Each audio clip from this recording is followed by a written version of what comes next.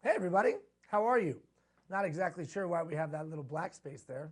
Must be in the pre-roll, I guess. So we have to tell Gina about that and get that rectified. How are you today? Thursday afternoon. Now, I know many of you do not join us when this is live, so whether you're watching this in the morning or whether on a Tuesday or a Wednesday or whether you're watching it in the evening at your house, whenever you're watching this, I just welcome all of you high school students all across the province of Alberta. Thanks for joining us. All right, what are we doing today? Well, before we talk about what we're going to do today, let's talk about what you should have done the last 3 weeks. Now, did you contact those 3 people? The 3 people that made a difference in your life. What was the point of that exercise? So the point of the exercise was for you to identify people that you felt made a difference in your life. Now, if you felt like they made a difference in your life, that would tell me something about them. Tell me that perhaps you admired them. Tell me that they probably had a significant influence over you. And I bet it also means that you exhibit some of the qualities and characteristics that they exhibit. I bet. What does that mean? That means they are people that help to shape the kind of person you are today. Now, you're still in the formative stages of developing your leadership style, but make no mistake, you're developing one right now. And those people that you thanked or that you should have thanked or in the process of thanking, they are some of the people that are helping to shape that leadership style that you're establishing. Leadership style, I don't have a leadership style. Hey, look, whether you are intentionally developing the way you're going to lead yourself and others, or whether that way is just kind of happening organically, either way, it's developing in you. Even if you're reluctant to lead, you're developing a leadership style. Because your style is you don't want to. I don't want to lead. Well, that's a leadership style. I'll let somebody else do it. Jeff, that's a leadership style. So even if what you're developing in you is I don't want to lead because that's too much for me, that's a leadership style. So you're supposed to email me how that goes, and only a few of you have. Now, I know some of you are just getting started, so not a big deal. Just make sure you do. Make sure you email me. Well, once you've done that, once you've gone and talked to those people, once you've reflected on what it could have meant, what it could have been, or what it could have meant to you, or what it meant to you, then you start to get some sense of where you're at. These people influence me. These people exhibit these kind of characteristics. I exhibit some of those same characteristics. Now, what kind of a leader am I going to be moving forward? And on Monday, I gave you the change continuum, a process for changing. Now, hopefully you watch that video so that you have a way that you can change. Not just in school, but in life. And if you at this young age can develop a process for changing, trust me, the world is your oyster. So now over the next 12 weeks, what I've got to do is introduce 4 leadership competencies. Now, what's a competency? A competency is a unique set of skills, attitudes, attributes, and qualities that make you good at something. Like, if I wanted to be a great hockey player, there's certain competencies that are consistent in all great hockey players. If I wanted to drive a front-end loader, right, then there are certain competencies to be great at operating heavy equipment. If I wanted to be a jewel cutter, there's certain competencies. Every vocation has certain competencies that make you good at that vocation. Attributes, qualities, skills, and attitudes that make you good at that. Well, you know what's funny? Leadership has competencies. Now, oftentimes we get those two things confused. Vocational competency, in other words, a task or a skill, and leadership. There's oftentimes people get promoted because they're good at a specific task. They're so good at the task that they're better than everybody else in the task. So we promote them to leaders. And they're going to lead a bunch of other people who do that task. The problem is they're not any good at leading people. Let me show you what I mean. So there's two different kind of things. There's leadership competencies and there's vocational competency. Get my handy dandy little deal out here. So vocational competency, leadership competency. Eventually, leadership competency trumps vocational competency. So leadership competency, my ability to get a bunch of different people from a bunch of different backgrounds with a bunch of different talents, experience, and interest, and move them towards a common goal. Remember last time we were together, I drew those arrows? The ability to get people to go in the same direction. That's leadership. That's leadership. And do you have that ability? Well, I'm not very charismatic. Well, I'm not a good speaker. Well, I'm not very loud. Well, I don't like being out in front. Well, you know what? You don't need any of those things to be a great leader today. You just need to be able to exhibit the competencies, the unique set of skills, attributes, qualities, and attitudes that make you good at leading. So just like there's special skills that make you good at hockey, there's special skills that make you good at leading. Just like there's special attitudes and attributes that make you good at being a jewel cutter, there's certain attributes and qualities that make you good at being a leader. And I would suggest to you that those are learned. You can learn those. You don't have to be born, you're not born with those. Those are learned traits, learned qualities, and learned skills. So in the balance of our 12 weeks together, that's what my job is. I've got to teach you these competencies. Now the first one we're going to talk about, we call agent of change. Do you know how to change something? Can you in your school initiate and bring to fruition change? Or how about in your community? Can you get something changed? Do you know how to change something? And that's what we've got to talk about over the next 3 weeks. But before we can talk about how to change something, we have to understand the context that we're trying to change things in. You see, it used to be that you could change things by having a title.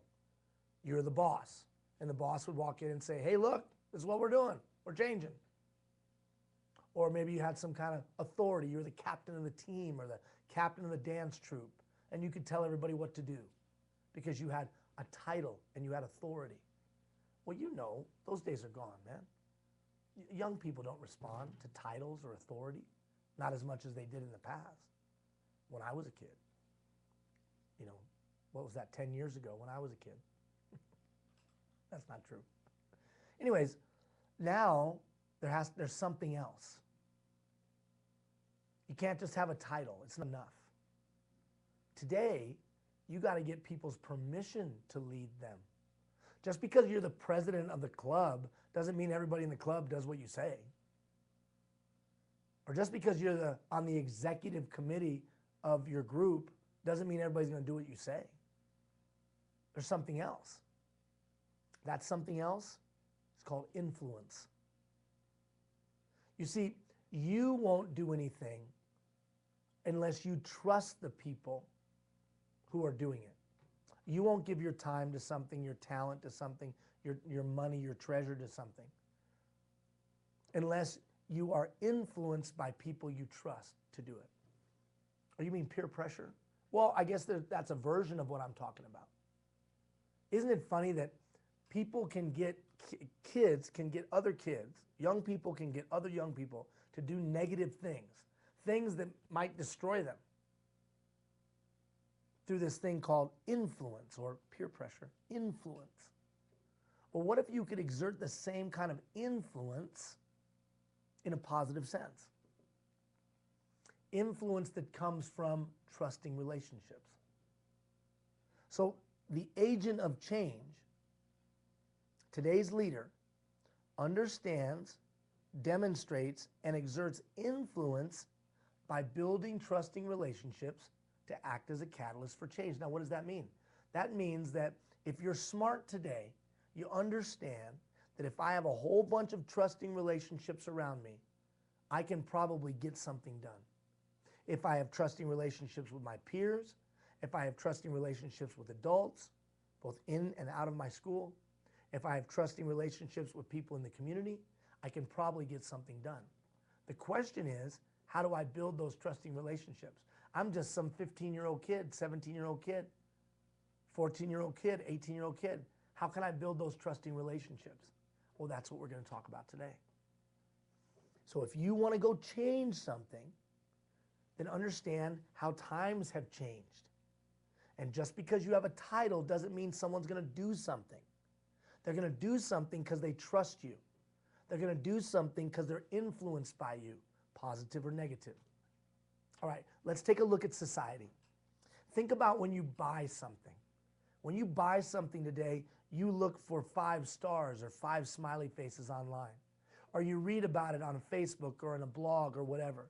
Or you go and you look up information about that new device or that new video game or the new whatever. You're influenced to make that purchase or not to make that purchase. Well, you know what's funny? In the past, an expert would tell you what to do. An expert would tell you, don't buy this or do buy that. An expert. But we don't listen to experts as much anymore. We listen to the information that comes to us from people that we trust. Even though the people may not be people we've ever seen before. We go online and we read a review about a video game. I've never met those people. But when they tell me it's horrible, I believe them because I trust that. Almost every decision, purchasing decision, that people make today is based on that influence that comes from information they trust. Isn't that crazy? Well, what does that tell us? That tells me that if I want to lead other people, I better build a trusting relationship with them. So you understand that times have changed. I've got to build trust with people so I can influence it. I can't manipulate them to change. I can't force them to change. I can't try to trick them into changing. No, that's not going to work. I got to build a trusting relationship. So today's leader understands, demonstrates, and exerts influence by building trusting relationships to act as a catalyst for change. That's one of the key competencies. Now, how will you know you're doing that? That's why there's this little self-survey. So I want you to take this little self-survey with me. So in this little self-survey, 10, I'm totally like that. 1, I'm nothing like that, or somewhere in between. I believe I can make a difference. Now, do you believe you can make a difference? Why is that important? Because people aren't going to follow people who don't believe in something or don't believe they can make a difference. Are you going to give your time, your talent, or treasure to somebody that's walking around saying, I'm no good, I'm horrible, I can't do anything? Probably not. I'm aware that people learn and communicate in a variety of ways. Now, on the surface, that seems pretty self-explanatory. But you know what? In the past, the leader expected the followers to bend to their communication style. Well, you won't put up with that. You won't put up with that. If you don't like the way somebody communicates, you turn them off. So isn't it in the best interest of the leader to adjust their communication style to meet that of the followers? Probably. I think of what I want the outcome to be before I begin. Do you start with the outcome first and work your way backwards? Or are you just kind of meandering through life? I think of the impact of my thoughts, my words, my actions on others. Leaders understand that their thoughts, their words, and their actions have an impact. I'm even keeled despite the ups and downs of life. You know somebody in your life that just goes through an emotional roller coaster and takes you along with them? How is that? It's tiring. It's grinding. It's fatiguing. It's annoying. Well, you don't want a leader like that. I understand my emotions and the impact that they have on my performance and the performance of others. You've been around somebody that explodes and how it's just devastating to everybody around them. I believe that tomorrow can be better than yesterday. That sounds silly, but optimism is a strategy. If you don't believe tomorrow will be better than yesterday, it's highly unlikely that you'll take the steps to make it so. I want to impact those around me in a positive way. Is that your desire when you wake up in the morning? Or are you just kind of, going to let things turn out the way they turn out? I understand what environment and situations I do best in. Do you know when you're at your best? During these 3 weeks, I'm going to give you an exercise that will help you with that. Where are you at your best? Where are you at your worst? And can you put yourself in the situation where you're the best, where you're at your best, and avoid those situations where you're at your worst? So over the next 3 weeks, I'm going to give you an exercise that you can do to try to help identify where you thrive and where not so much. Because I think that if you can start to identify that environment that you thrive in, and you can start to proactively try to put yourself in that kind of an environment, you're going to be more successful. I can easily adjust my style to meet the style of others. Today's leader can adjust their style. I can easily connect with people that are different than I am. That's a tough one.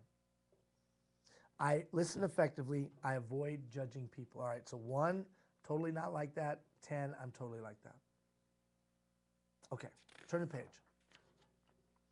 So over the next few minutes, because we're not going to spend too much time together, because I remember that you guys are in classes and we got to keep it fairly tight. And keep me on track on my time here. So what I'm going to try to do now for the balance of our time is give you some ways that you can build trust with other people. So the key is trust. If I want to influence something, it's about trust. Listen very carefully, young person. No one's going to change if they don't trust you, or if they don't trust the process, or if they don't trust the outcome. I'm not going to buy into your new thing if I don't trust you. Or I'm not going to buy into your new thing if I don't trust the way you're going about it. Or I'm not going to buy into your new thing unless I trust that the outcome is going to be good for me. I'm not going to buy in. I'm not going to get on board with your change. So the agent of change knows before they can implement any kind of change or initiate any kind of change or do something different. We want to do something different in our school. Come on. I can't do any of that until I have good, trusting relationships with those people around me. And whether that's my peers or whether that's adults. No one's going to get on board with your thing unless they trust you, trust the process, or trust the change. Right now we're in 20? Okay. So, where does trust come from? Let me give you some tips of where I think you can build trust with others. First, vocationally competent. What does that mean? Be good at something. Be good at something. Be good at math. Be good at science. Be good at English. Be good at listening. Be a good friend. Have something that people can count on from you. Now, another way to say that is this. What value do I bring to the conversation? What value do I bring to the meeting? Well, Ian, I don't have any value. You know what? I already told you you have some value. There's something you have. So you have to be competent at something, even if the something that you're competent in seems intangible. Listening, a good friend, a good confidant, loyal, hardworking, dedicated. Have something that people can look at and say, wow, you can count on them to be this. And I would suggest that that should be proactive. I would suggest that should be something that you say from the beginning, I'm going to be good at blank.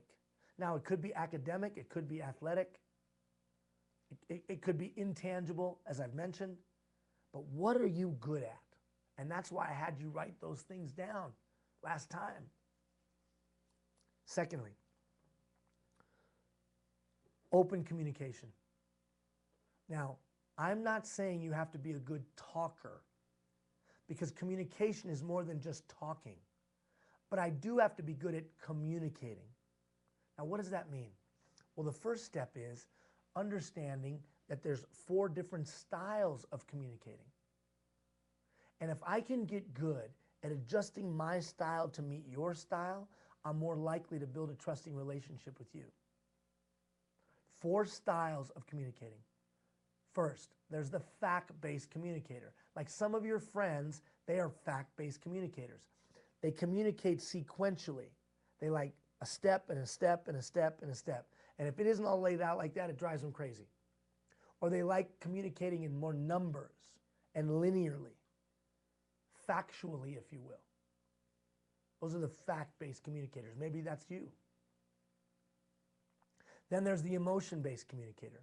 That's the person, that's the young person who, whatever they're feeling at this moment is what you're going to get.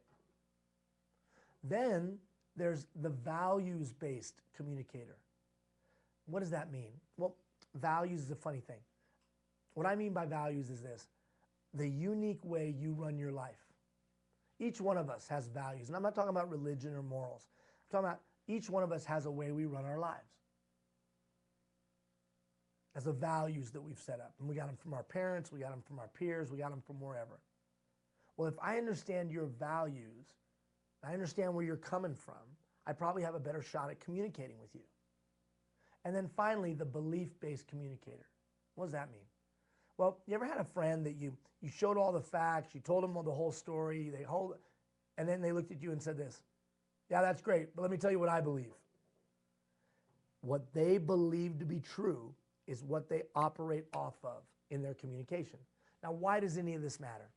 It matters because before I sit down to talk to you, if I have some sense of what your communication style is, then I can be more effective at engaging you.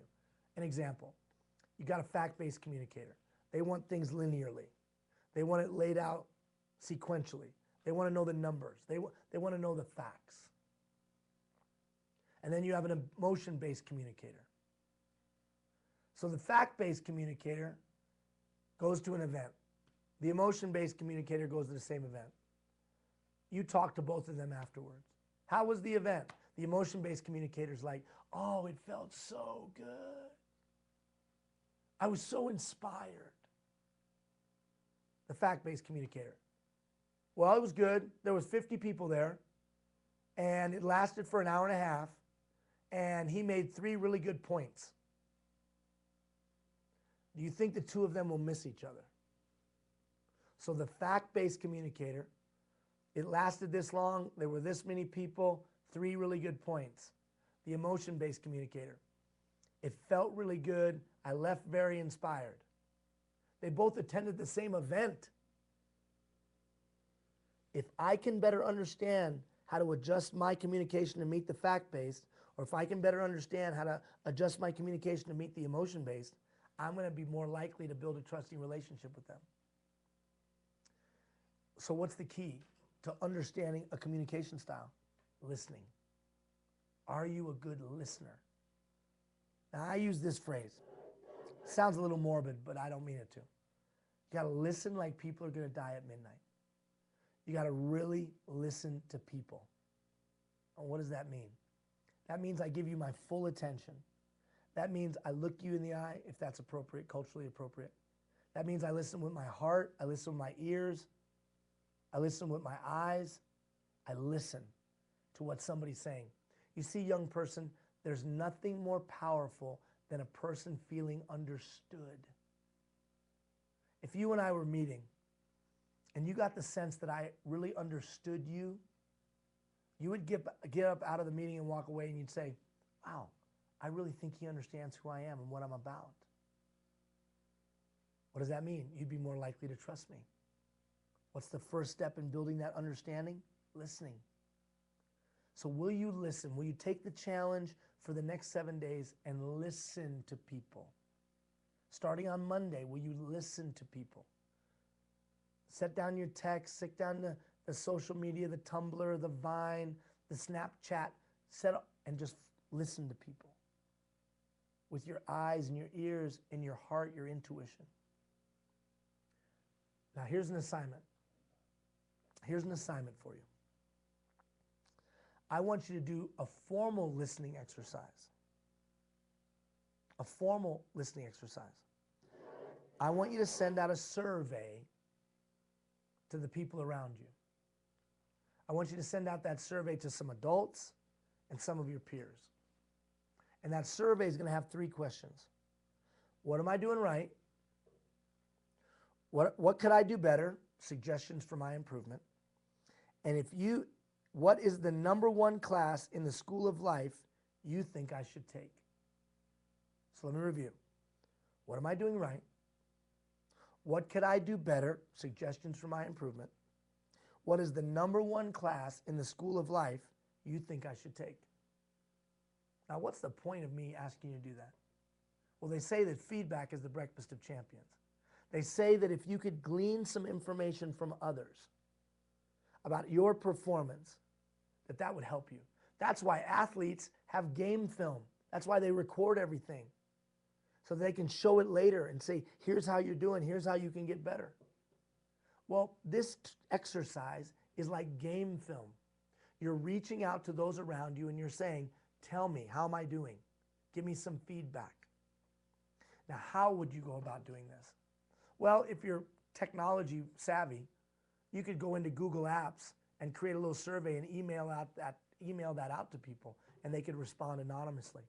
If you're not so savvy, you could type it up on a Microsoft Word doc, fold it up, hand it out to people, and ask them to turn it in somewhere. So it could be anonymous. Why? To gain insight about your own performance. Now, what message does it send about you? 1, it sends the message that you're strong because you're willing to be transparent in front of people. It sends the message that you want to improve and that you want to be better tomorrow than you were yesterday. It sends the message that you're willing to be transparent, sincere, and authentic. And what do all those messages combine to say? Leader. A leader is willing to ask people for some feedback. A leader is willing to be transparent. A leader drives and strives to be better tomorrow than they were yesterday. So will you take my challenge and send out that survey over the next 2 weeks? And in 2 weeks, I'll tell you what those answers could mean and what you might do with them. So whether you do that survey electronically by creating an online survey in Google Apps or Monkey Survey or something like that, or whether you just write it down on paper and hand it out to adults and peers that you trust to give you solid feedback.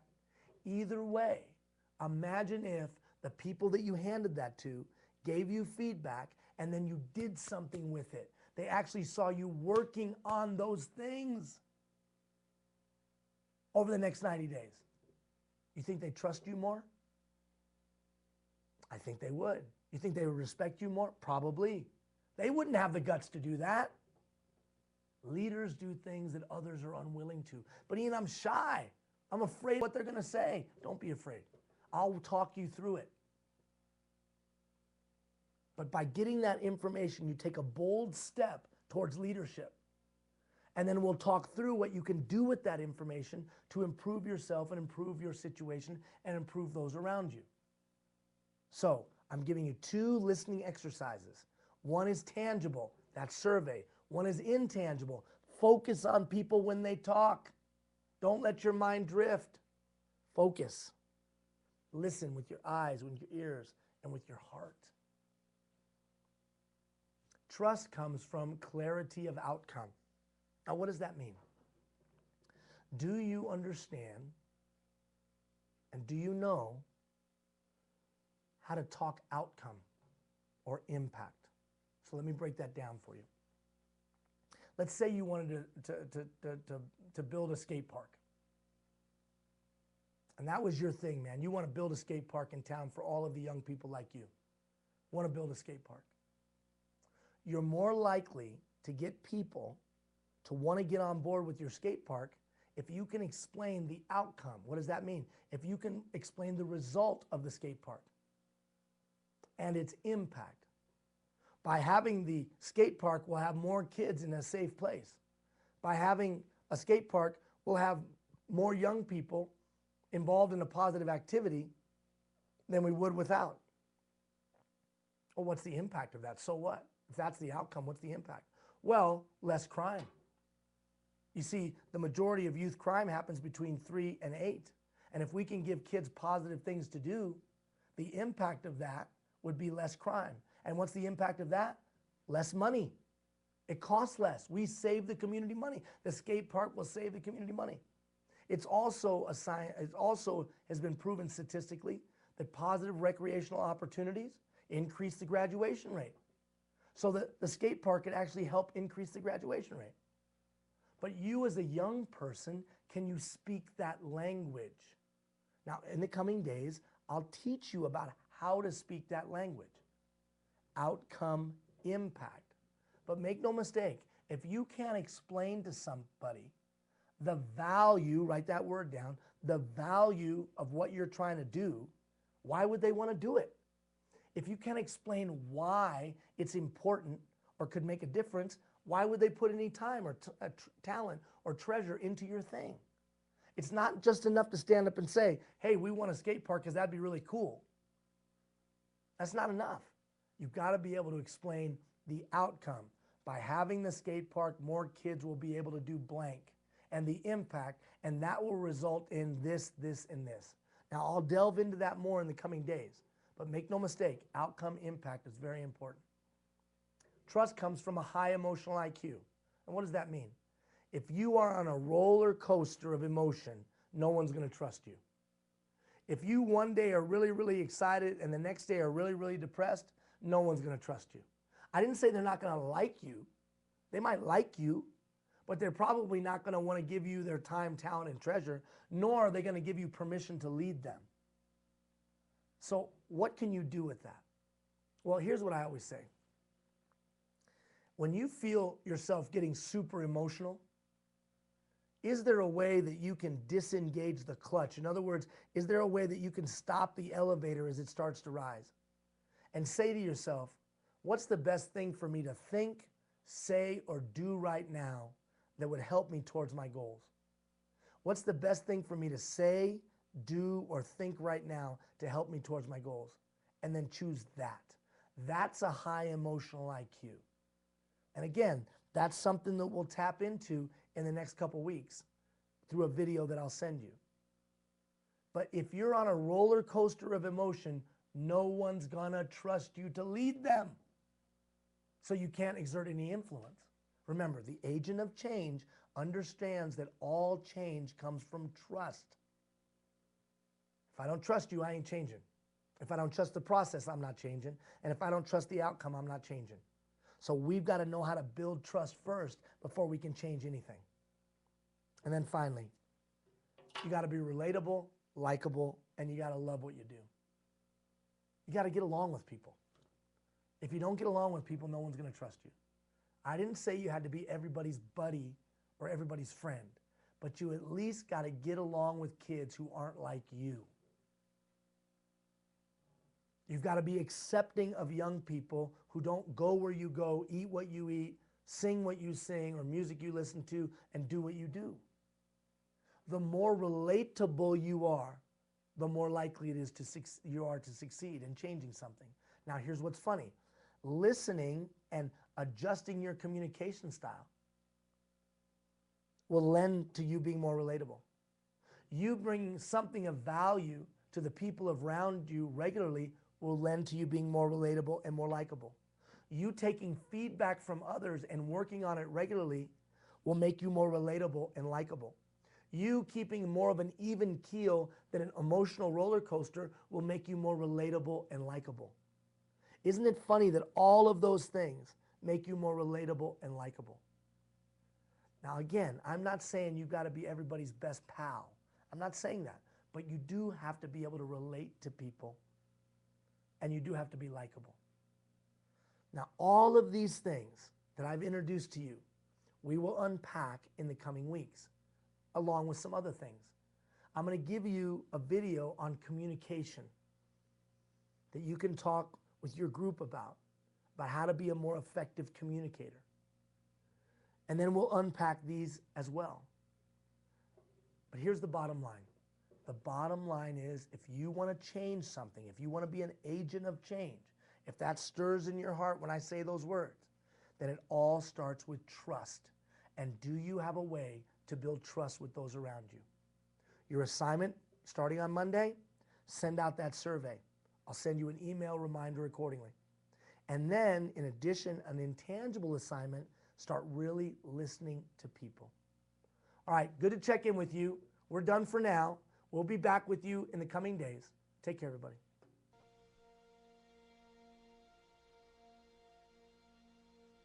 There comes a moment when my heart must stand alone on this lonely path I've chosen, like a house that's not a home.